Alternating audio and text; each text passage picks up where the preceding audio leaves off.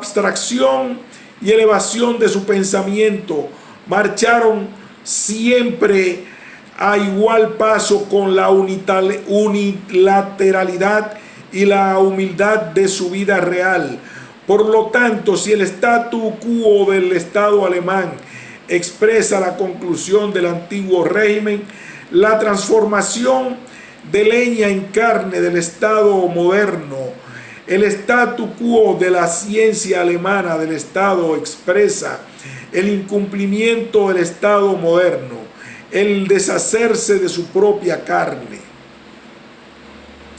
Ya como decidida contraposición a la forma hasta ahora conocida de la conciencia práctica alemana, la crítica de la filosofía del derecho especulativo no va a terminar en sí misma, sino en un problema para cuya solución solo hay un medio: la praxis.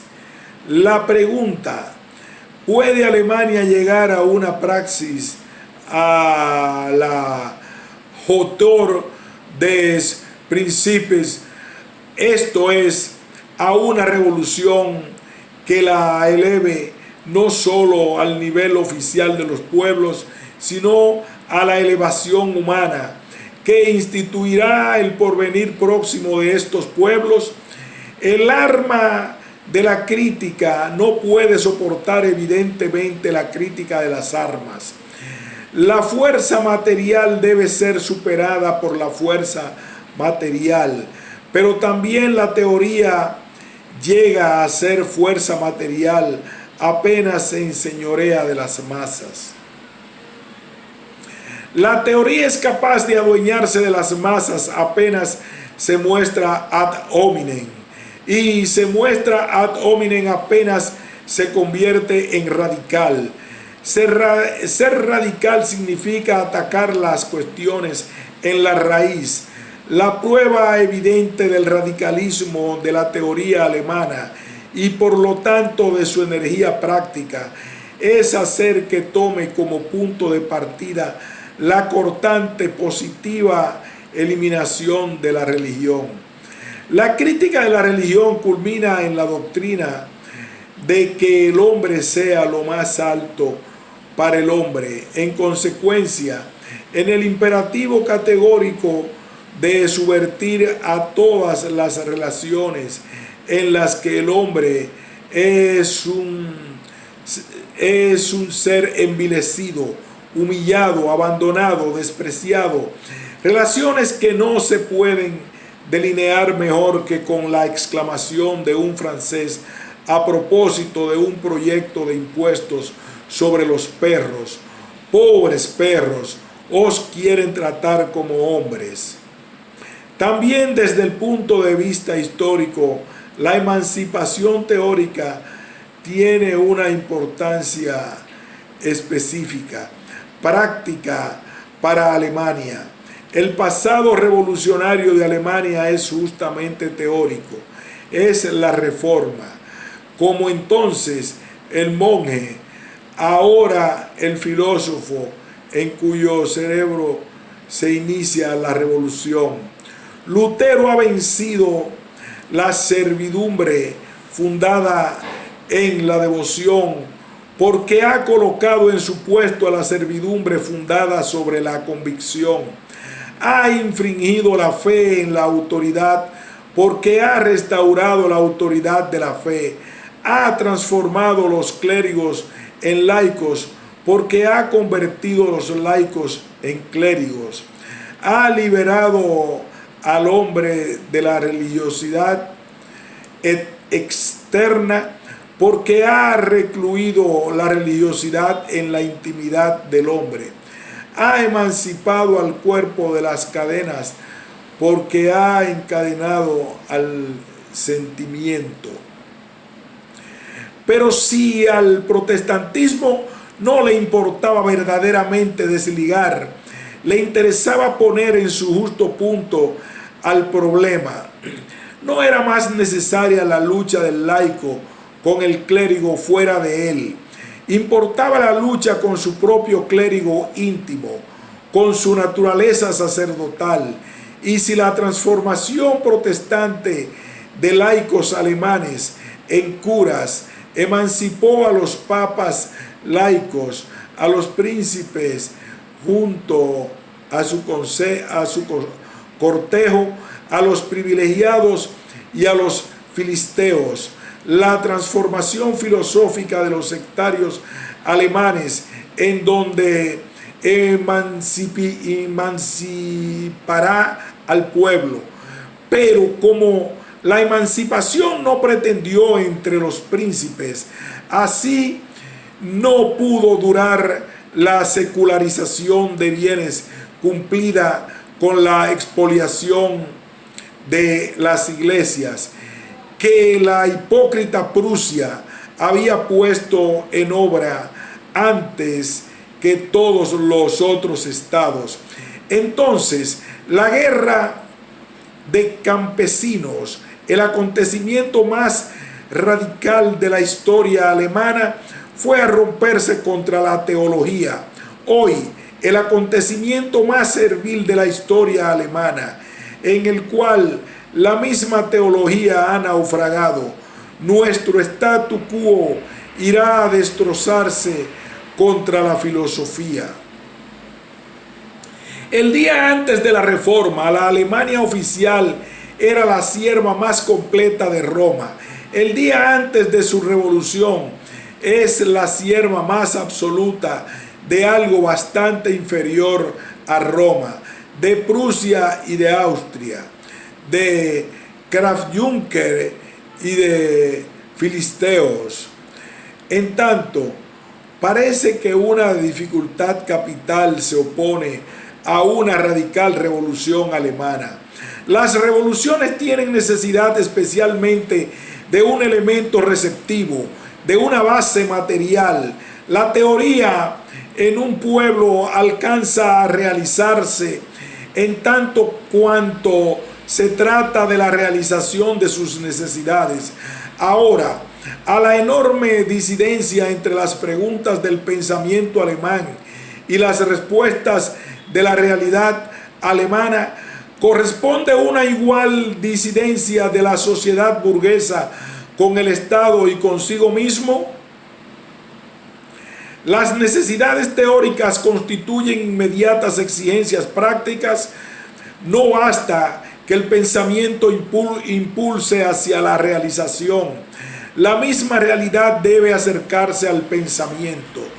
Pero Alemania no ha llegado ascendiendo por los grados medios de la emancipación política, lo mismo que los pueblos modernos. Aún los grados que teóricamente ha superado prácticamente, no los ha alcanzado todavía.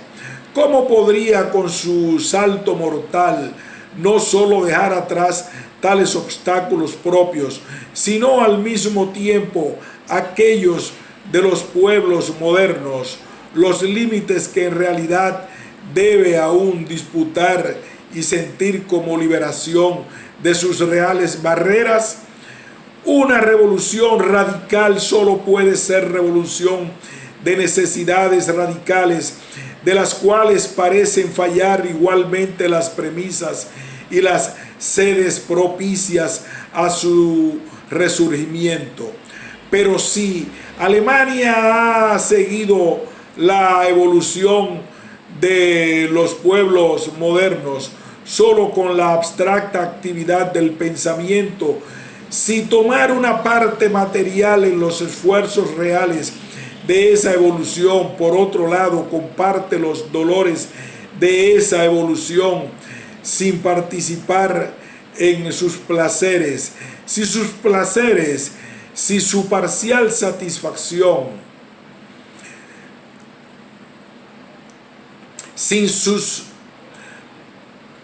su parcial satisfacción. A la actividad abstracta, por un lado, responde el sufrimiento abstracto por otro. Por eso, Alemania se hallará un buen día al nivel de la decadencia europea, antes de haberse encontrado al nivel de la emancipación europea. Se podrá parangonar a un prosélito del fetichismo que perece de la enfermedad del cristianismo.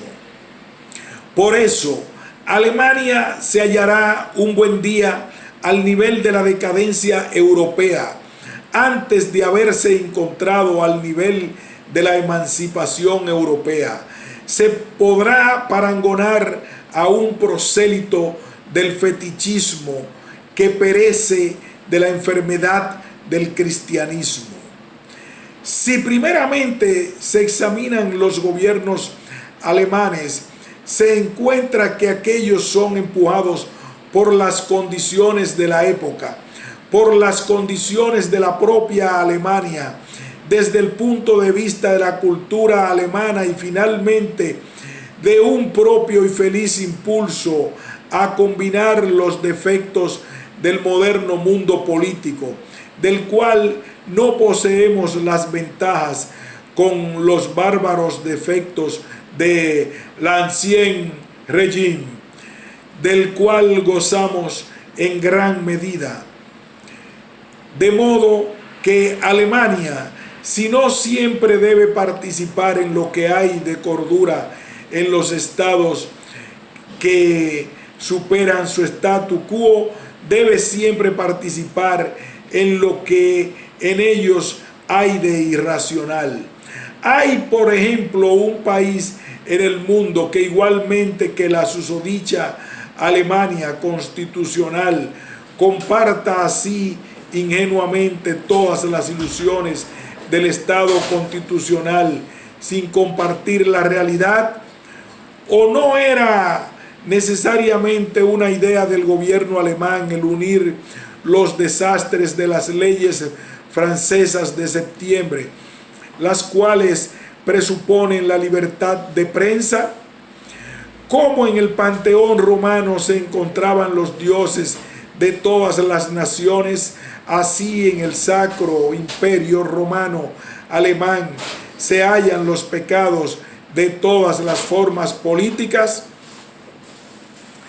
Que ese eclecticismo alcanzará una altura hasta ahora no supuesta lo garantiza especialmente la glotonería político-estética de un rey alemán, el cual piensa representar todas las partes de la realidad feudal como de la burocrática, de la absoluta como de la constitucional, de la autocrática como de la democrática, sino por medio de la persona del pueblo en la propia persona, sino por el pueblo por sí mismo.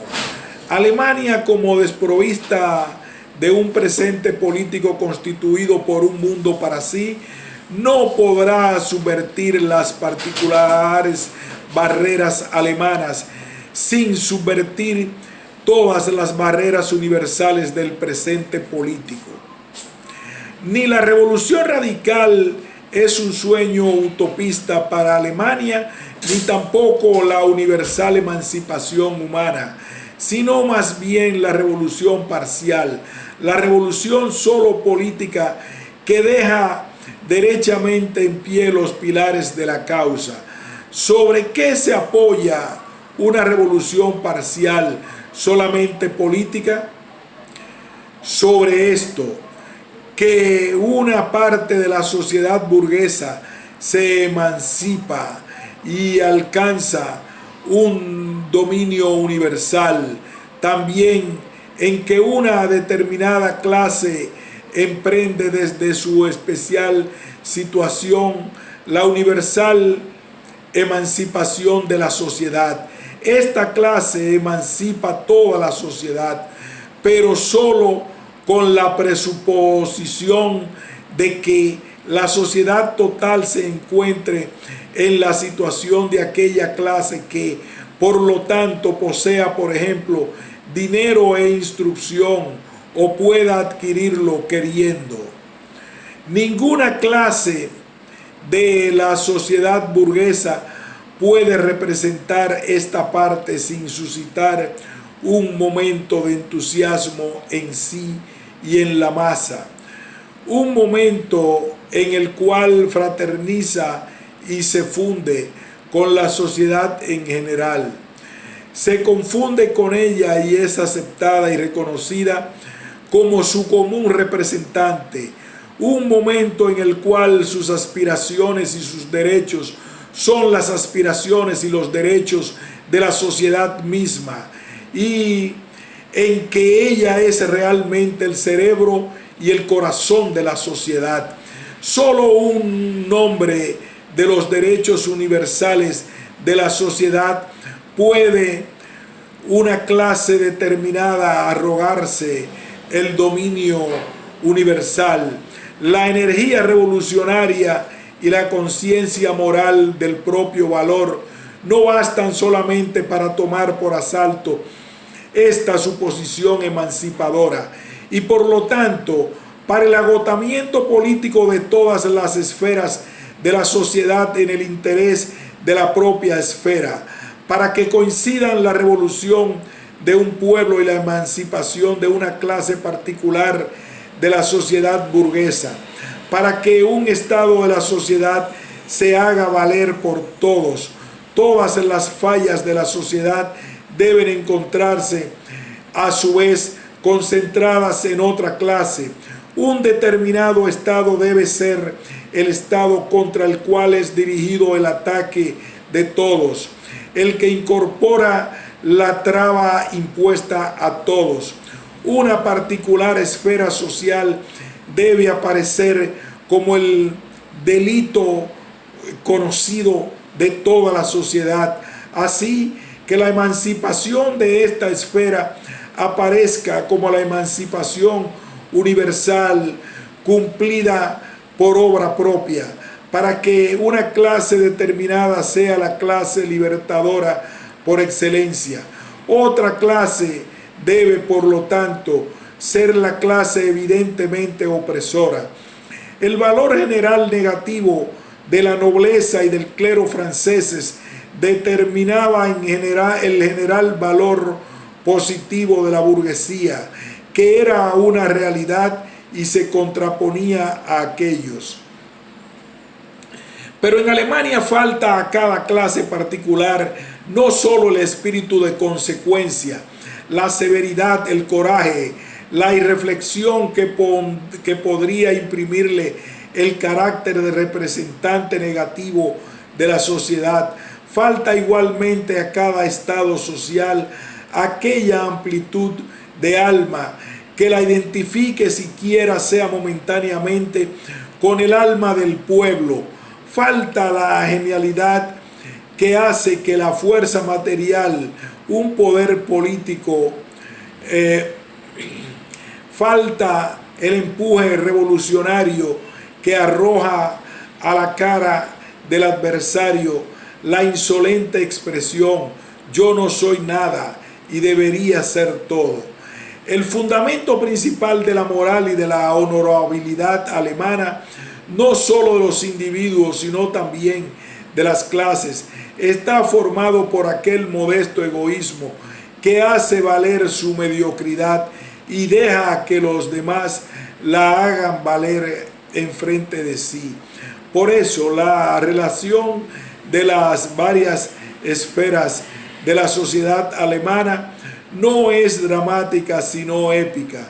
Cada una de ellas comienza a adquirir la conciencia de sí misma y a tomar un puesto al lado de las otras con exigencias especiales, no ya desde el momento en que es oprimida, sino apenas las condiciones sociales de la época constituyen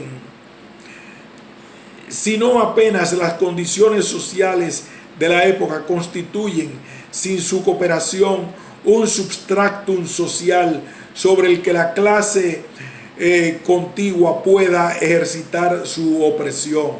Más bien, la conciencia moral del amor propio de la clase media alemana se apoya sobre la conciencia de ser la representante general de la mediocridad filistea de todas las otras clases. Por eso, no son solo los reyes alemanes, los que logran su trono mal a propósito. Solo los reyes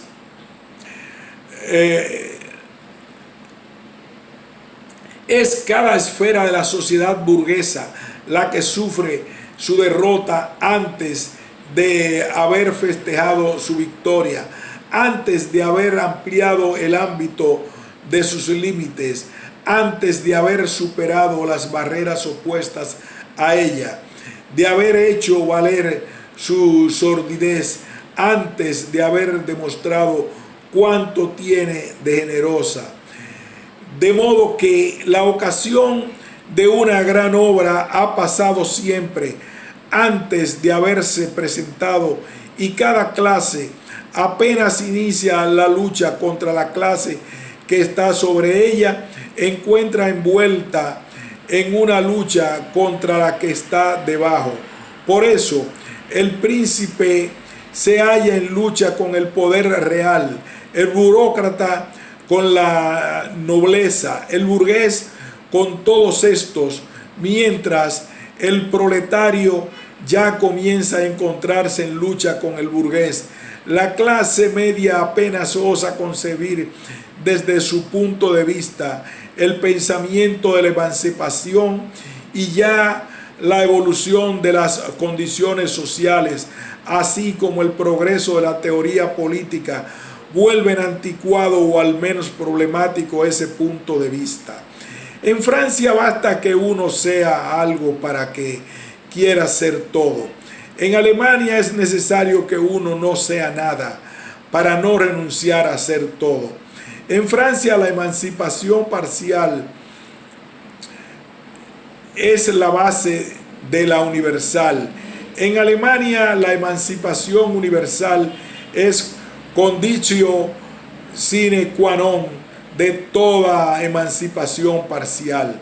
En Francia es la realidad, en Alemania es la imposibilidad de la gradual emancipación la que trae la íntegra libertad. En Francia cada clase del pueblo es idealista política y no se siente como una clase particular, sino como representante de necesidades sociales sobre todo. La parte de la emancipación, la parte del emancipador pasa, por lo tanto, ordenadamente, con un movimiento dramático por las diversas clases del pueblo francés, hasta que llega a la clase que realiza la libertad social, no ya bajo la presuposición de ciertas condiciones intrínsecas al hombre y sin embargo creadas por la sociedad humana, sino más bien en cuanto que organiza todas las condiciones de la existencia humana bajo la presuposición de la libertad social. Por el contrario, en Alemania, donde la vida práctica está privada de espiritualidad, como la vida espiritual está privada de sentido práctico, ninguna clase de la sociedad burguesa siente la necesidad de una emancipación universal y la capacidad de realizarla hasta que no es constreñida por su condición inmediata, por la necesidad material, por sus propias cadenas. ¿Dónde está, pues, la posibilidad positiva de la emancipación alemana? Se responde en la formación de una clase radicalmente esclavizada, de una clase de la sociedad burguesa que no es una clase de la sociedad burguesa, de un estado social que es la desaparición de todos los estados sociales, de una esfera que obtiene de sus sufrimientos universales un carácter universal y no alega ningún derecho especial porque ella no padece una injusticia social, sino la injusticia en sí, que no puede ya apelar a un pretexto histórico, sino a un pretexto humano, que no se halla en contradicción alguna particular con las consecuencias, sino en una universal contradicción con las premisas del orden público alemán, de una esfera finalmente que no se puede emancipar sin emanciparse de todas las demás esferas de la sociedad y sin emanciparlas a su vez.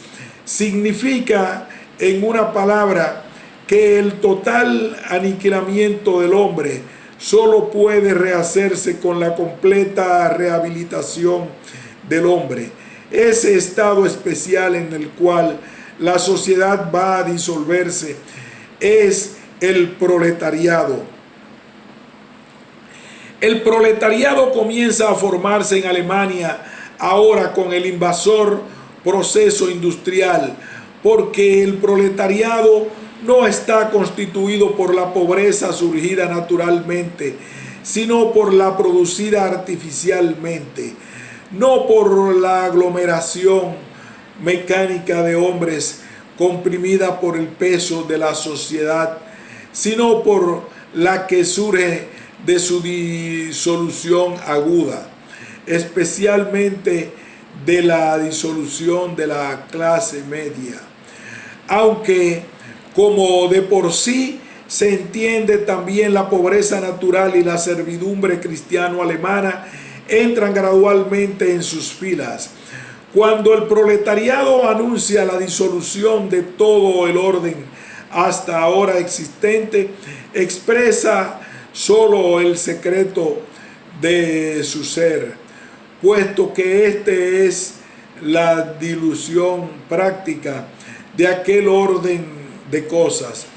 Cuando el proletariado quiere la negación de la propiedad privada, solo eleva como principio de la sociedad lo que ya la sociedad ha elevado como su principio, lo que en él, sin su cooperación, está ya personificado como resultado negativo de la sociedad. El proletariado se encuentra en ese caso en relación al mundo que se va formando en la misma posición jurídica en la cual se halla el rey alemán respecto al mundo que se ha formado cuando llama a su pueblo al pueblo, como llama su caballo al caballo. El rey, al declarar al pueblo su propiedad privada, solo expresa que el propietario privado es el rey. Así como la filosofía encuentra en el proletariado su arma material, así el proletariado halla en la filosofía su arma espiritual.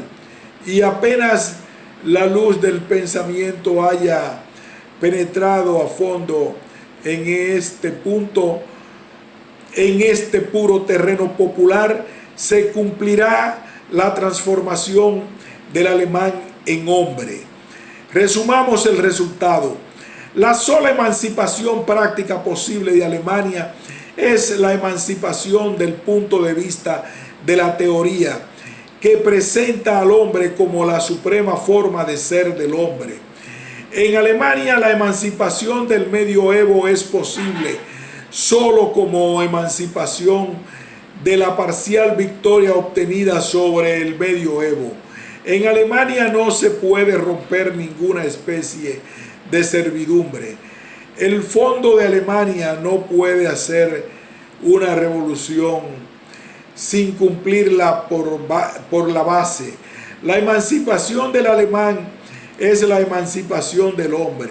El cerebro de esta emancipación es la filosofía y su corazón. Es el proletariado. El proletariado no puede ser eliminado sin la realización de la filosofía. Cuando todas las condiciones internas se realicen, el día de la resurrección alemana será enunciado por el canto resonante del gallo francés, Carlos Marx.